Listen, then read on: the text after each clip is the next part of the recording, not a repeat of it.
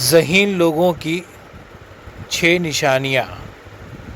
بالکل، آئیے اب 6 ذہین لوگوں کی نشانیاں کی تفصیلی وضاحت کرتے ہیں تاکہ آپ ان عادات اور صفات کو بہتر طور پر سمجھ سکیں اور اپنی زندگی میں بھی شامل کر سکیں۔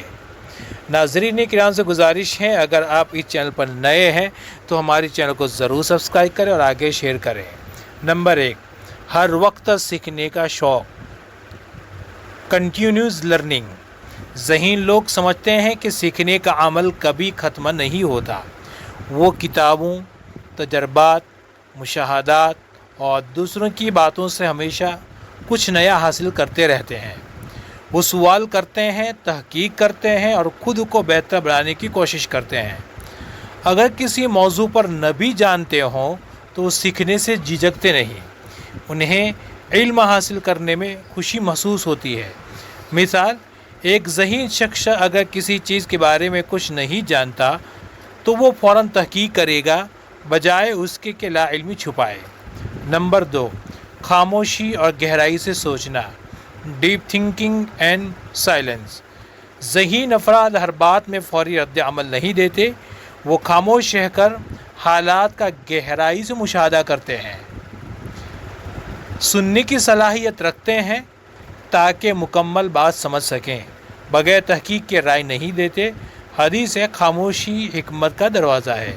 نمبر 3، تجسس اور سوال کرنے کی عادت۔ ذہین لوگ کیوں، کیسے، کب جیسے سوالات سے علم کا دروازہ کھولتے ہیں۔ ان کے دماغ میں ہر وقت سوالات چلتے رہتے ہیں۔ وہ سادہ چیزوں میں بھی گہرائی تلاش کرتے ہیں۔ نیا جاننے کی چاہت انہیں ترقی کی طرف لے جاتی ہے۔ مثال، اگر انہیں کوئی پرانی کہانی سنائی جائے تو وہ پوچھیں گے اس کا اصل مقصد کیا تھا۔ نمبر 4، خود پر تنقید کرنے کی صلاحیت۔ یہ ذہین لوگوں کی سب سے طاقتور صفت ہے۔ وہ اپنی غلطی کو تسلیم کرتے ہیں، دوسروں کی رائے کو بغض سے نہیں لیتے، خود کو بہتر بنانے کے لیے اپنی کمزوریوں کا اعتراف کرتے ہیں۔ امام علی رحمۃ اللہ علیہ نے فرمایا، جس نے خود کو پہچان لیا وہی سب سے عقل مند ہے۔ نمبر 5، تنہائی سے گھبراتے نہیں، کمفرٹ ان سولیٹیوڈ۔ اکثر ذہین لوگ تنہائی کی نعمت سمجھتے ہیں کیونکہ وہ اپنی سوچ، تخلیق اور خود احتسابی میں وقت گزارتے ہیں۔ انہیں دوسروں کے شور میں دلچسپی کم ہوتی ہے۔ وہ خود میں گم ہو کر نئی سوچ پیدا کرتے ہیں۔ مثال ہے، ایک شاعر یا مصنف تنہائی میں ہی بہترین تخلیق کر پاتا ہے۔ نمبر 6، جذبات پر قابو، ایموشنل کنٹرول۔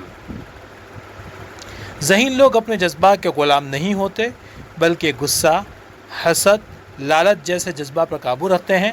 مشکل حالات میں بھی سوچ سمجھ کر قدم اٹھاتے ہیں۔ وہ جانتے ہیں کہ جذباتی فیصلے نقصان دے سکتے ہیں۔